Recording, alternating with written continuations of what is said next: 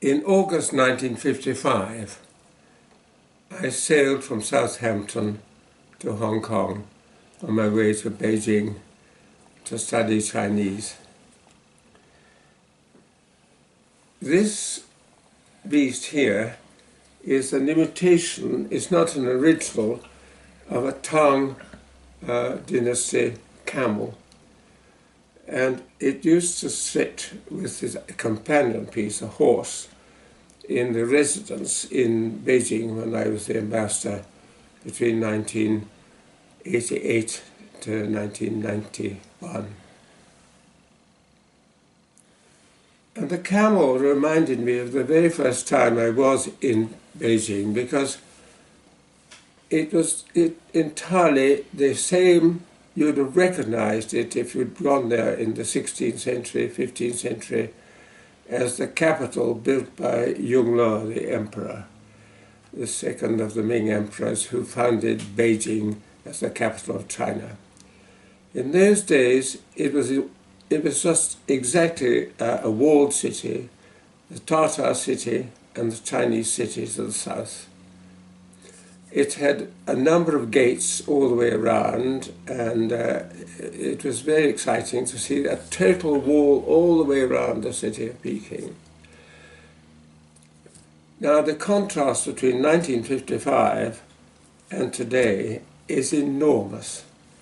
In 1955, Peking was, for me and my friends, a place to walk around and study the ancient civilization of China, the ancient buildings, the drum tower, the bell tower, the city gates, the astronomical instruments which were on the city walls.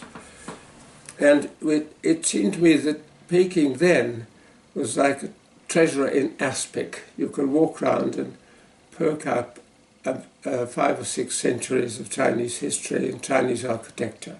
But what was outside the walls? Outside the walls was countryside. Just fields? Or... Fields, paddy fields, no, not paddy fields, but agricultural fields. And the Tiananmen Square was not there. The Tiananmen Gate was there, and the front of it, there was a narrow road. It went down to the front gate of the city, the Tiananmen. And the atmosphere was very harsh. The architecture was ancient, the politics was modern and very harsh indeed. I was there only 6 years after the Chinese Revolution and the communists came to power, and the people wore very drab clothes. The only sign of modernization was the carts, which were pulled by manpower, had rubber tires in before they were iron tires. And so it was feudal in appearance, feudal in style, and political movements were going on the whole time. It was a harsh but very honest place. It was my first post. I did language studies there and a year in the office of the Chargé d'Affaires. And it was my last post between 1988 and 1991. And the contrast was just fantastic. The second time I went to China was between 1964 and 1966, when I had married Janet and we'd got 2 children, yourself and Jamie, in a Hutung house very close to the Forbidden City, and used to dot in and out of the houses and come back with Chinese buns which the villagers had given to you. You wore, I remember, a mask with goggles. I don't know where you got it, like a motor bicyclist.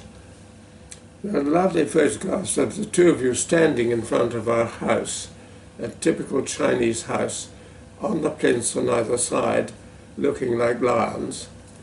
And it was a very happy time, but again politically awful, because it was the beginning of the Cultural Revolution in 1966.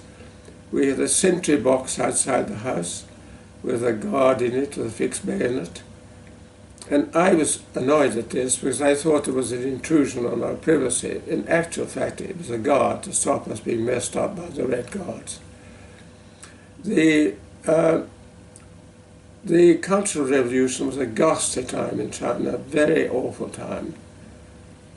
We had all the Hutung that we lived in was covered with wall posters, and the noise of the kangaroo trials were awful all round about. When we went back for the third time, my third time in China in 1988, I could not believe the difference. 1988? In 1988, because in 1965, when Angus was born in Beijing, the walls were demolished completely. And where the line of the walls was is now one of the first ring roads around the modern Beijing.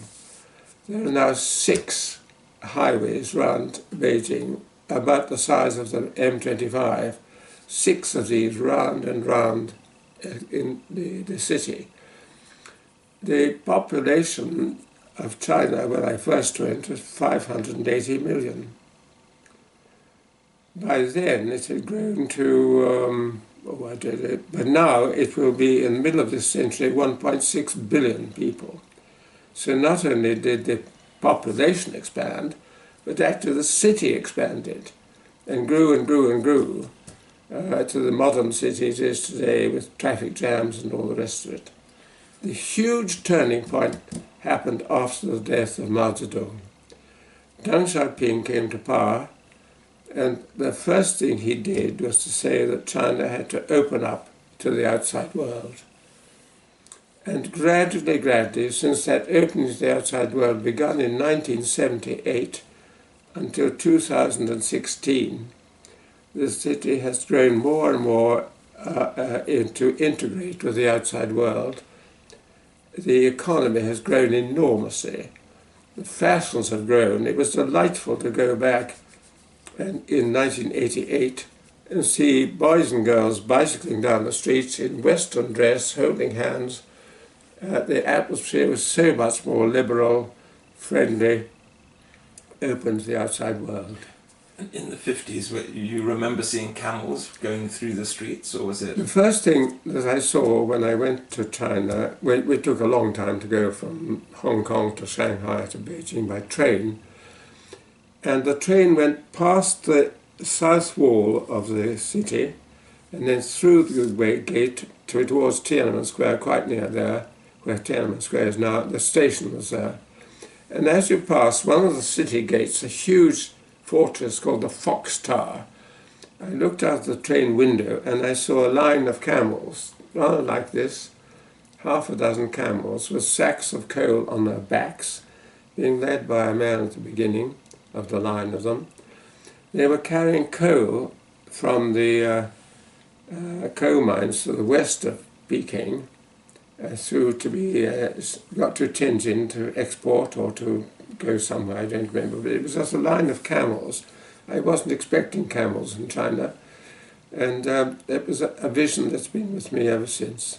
Was it a very dirty city with all of the smoke? You found that if you went down Wangfujing Street, the pavement was covered with spit, and there was a lot of consumption in China, and people spat blood onto the pavement as you went along. They spat everywhere. Honey carts. The honey carts. And then the drainage, there were no main drains in Hutung, and so about every 3 or 4 weeks, or perhaps a month, you get a terrible smell in the Hutung.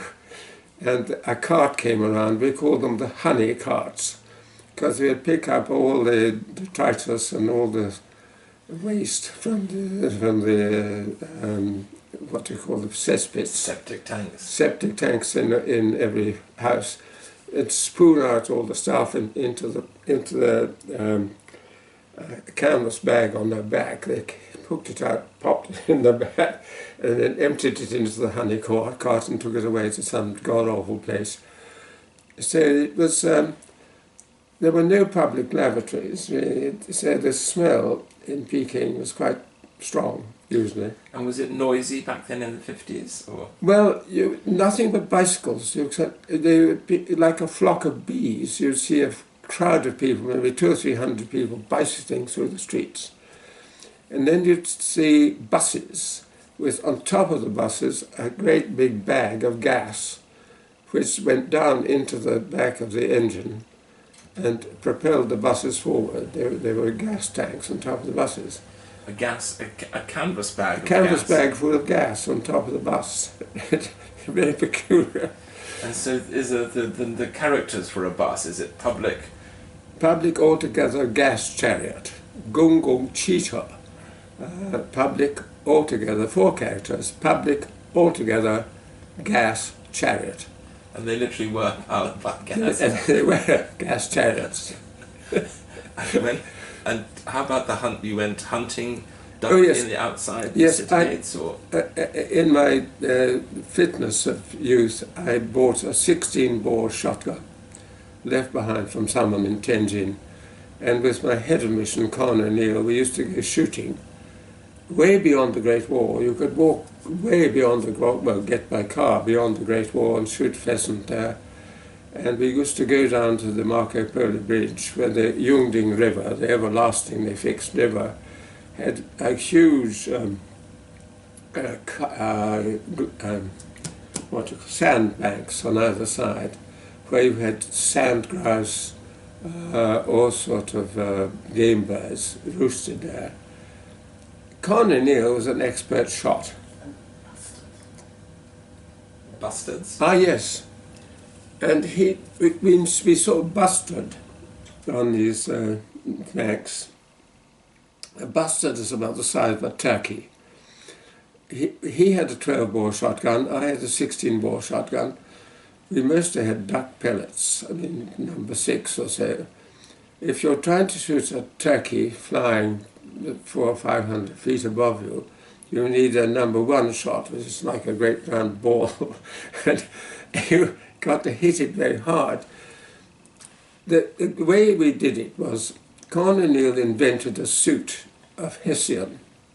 So you put on this sort of monk's gown of Hessian with a big long tail and a thing to hide your gun beside you. You lay down behind an embankment and you could see the bustard feeding. Always there was one bustard looking around to see who was there, about 400 or 500 yards away.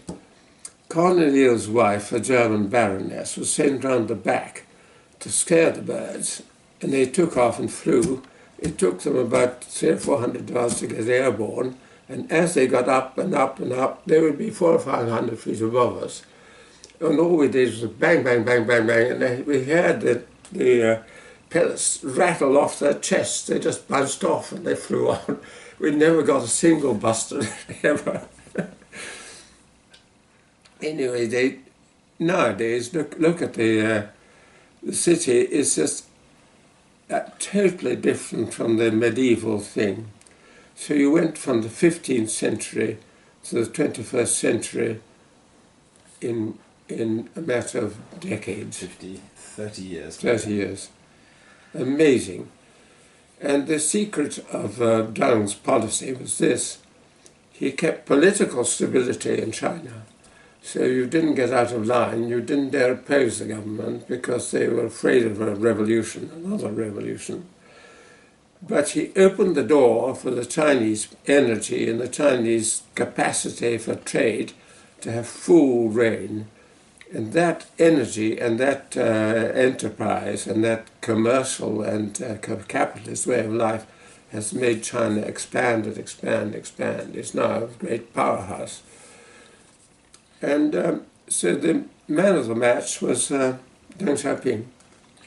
And do you remember other visions of camels walking through the old city? No, but I remember these were in our house in Peking when I was the ambassador. And one day, Deng Xiaoping's son, Deng Pufang, called on the embassy because we had given money to his charity. Deng Xiaoping's son was caught by the Red Guards in 1967 and thrown out of a second-story window. And of course he was paralyzed and went about in a wheelchair. But after Deng was rehabilitated, he was downcast in the Counter-Revolution. Deng Bufang formed a charity for helping disabled people, which we contributed to. And we've got pictures at home of this camel and the horse, and Deng Bufang sitting in his wheelchair chatting to me.